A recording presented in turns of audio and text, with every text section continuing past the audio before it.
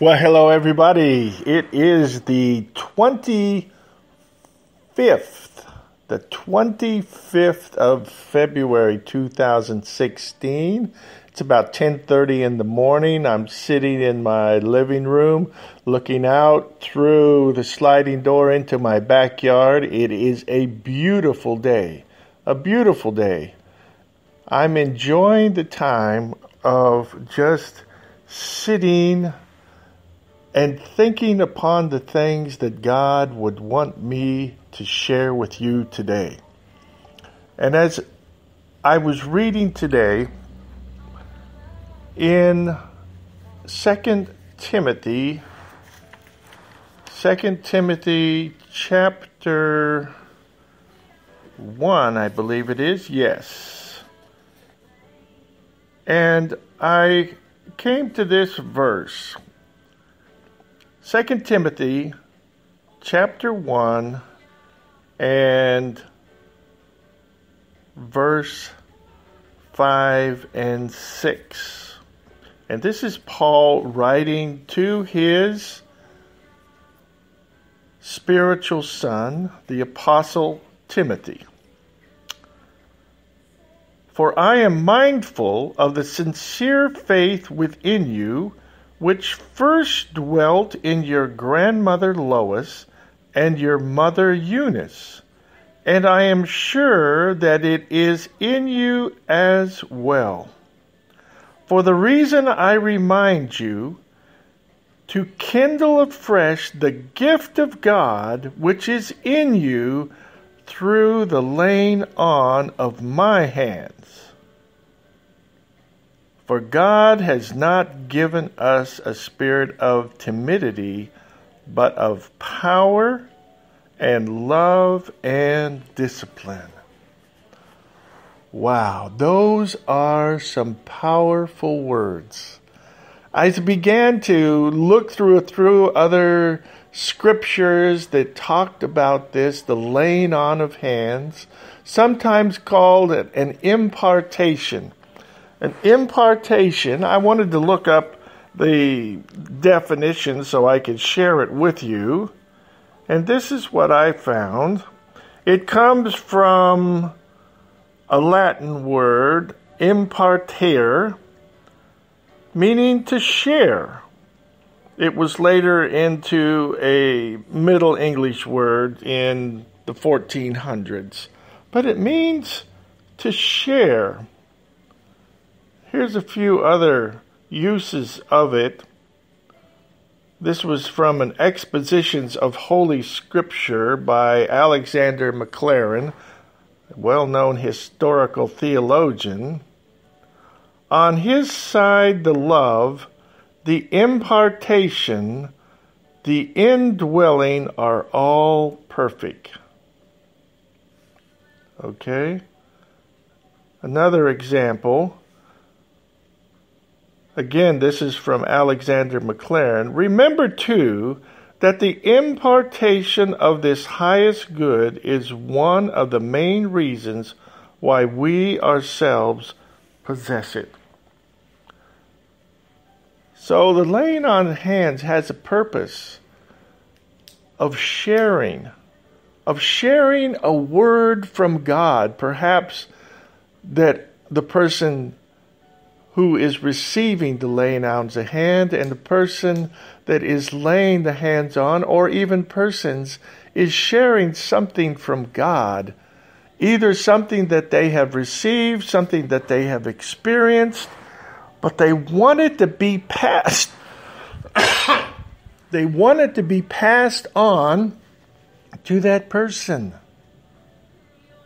You can go back into Scripture and look at Elijah and Elisha. There was an impartation that was given, a blessing, something to be shared. And God has people in our lives that He has brought into our lives that have things that are important for us to have those things shared with us, that we would take them in, that we would move in them. I was talking to a friend of mine, Bishop Gary Grant from Alabama, and we were talking on the phone about this very issue. He called me this morning as I was reading. And the thing that we both saw was, my goodness, I wish that had been something that had been given to me when I was younger. But we also saw that the next generation, the generation that is younger than we are, they need people that would lay their hands on them, that would give them an impartation to move them into their future. If you think about it, go and look at some of the Proverbs. These are actually, in one sense, words of impartation, words of warning from one generation to the next, one person to the next. And you see, that is what each one of us needs. We need somebody that will look at us and say, you have some spiritual gifts. You have some giftings that maybe you don't even see yet. And I'm asking God, I'm sharing with you what I see in you, what God sees in you. And I want this to rise up into you. But you see, Paul, when he was writing this letter to Timothy, he was talking about being mindful of the faith that's in you, which first dwelt in your grandmother Lois and your mother Eunice, and for I am sure that it is in you as well. In other words, what Paul is saying is your grandmother and your mother, they prayed over you. They gave you an impartation. They shared their faith with you. And they prayed that it would become your faith, that you would walk as a man of God. Maybe they didn't see exactly how it would all be fulfilled, but they wanted to share what God had given them.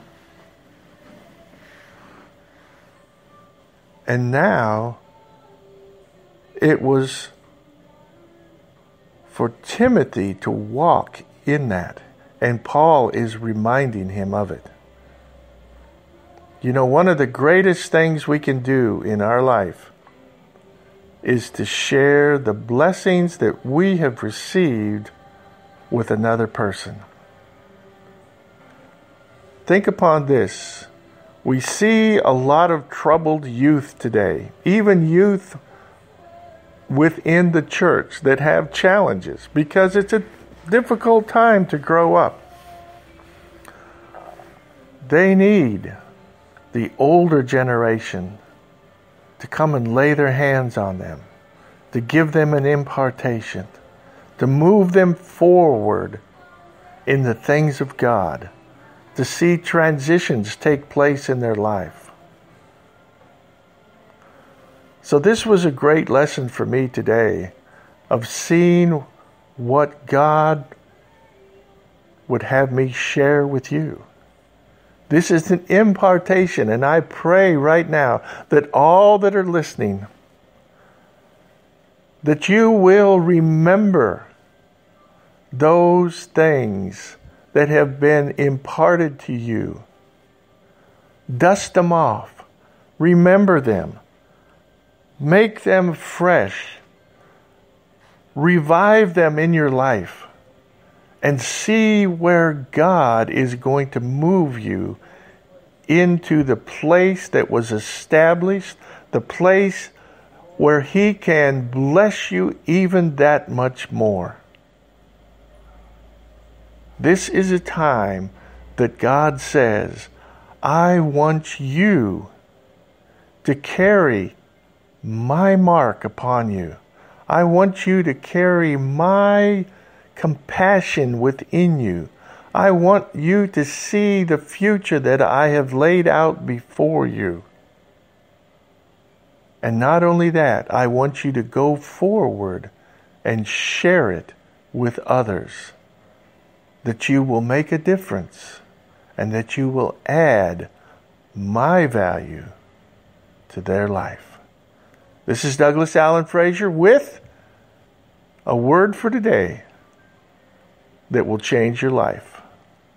A word for today that will make a difference. A word for today that will move you forward